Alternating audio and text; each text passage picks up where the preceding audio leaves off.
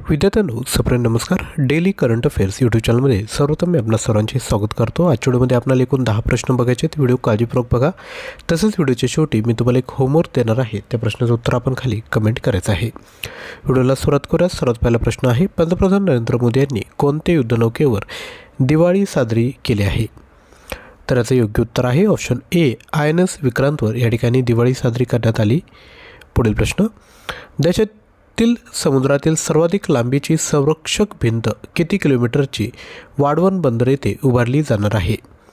तर याचे योग्य उत्तर आहे ऑप्शन बी, 10.74 किलोमीटर लांबीची. नेक्स्ट, कोणत्या देशाने पहिला राज्यखान तयारी निर्देशांक सुरू केला आहे? तर तो देश आहे भारत. हा निर्देशांक खाण सुधारणा आणि शाश्वत पद्धतीनं प्रोत्साहन देण्याच्या क्षमतेनुसार भारताच्या राज्यांचे स्थान निश्चित करतो. खाण क्षेत्र सुधारण्यासाठी हे एक महत्त्वाचे पाऊल आहे आणि 2025-26च्या केंद्रीय अर्थसंकल्पात याची घोषणा करण्यात आली. पुढील प्रश्न, नोव्हेंबर 2025मध्ये कोणता देश अधिकृतपणे UNFCCC COP30चे आयोजन करेल? याचा राईट आन्सर आहे ब्राझील. तर याचा फुल फॉर्म काय आहे? तर United nations framework convention on climate change, हवामान बदलावरील संयुक्त राष्ट्रांचे फ्रेमवर्क कन्व्हेन्शन. नेक्स्ट, दरवर्षी संयुक्त राष्ट्र दिवस केव्हा साजरा करण्यात येत असतो?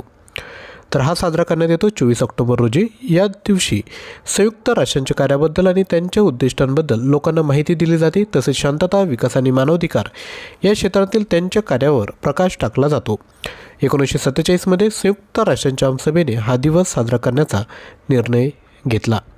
पुढील प्रश्न, ऑक्टोबर 2025मध्ये भारतीय बँकांना आणि त्यांच्या परदेशी शाखांना कोणत्या देशातील रहिवाशांना आणि त्यांच्या बँकांना भारतीय रुपयांमध्ये कर्ज देण्याची परवानगी रिझर्व्ह बँक ऑफ इंडियाने दिली आहे? तर याचा राईट आन्सर आहे वरील सर्व, म्हणजेच कोण? भूतान, नेपाळ आणि श्रीलंका.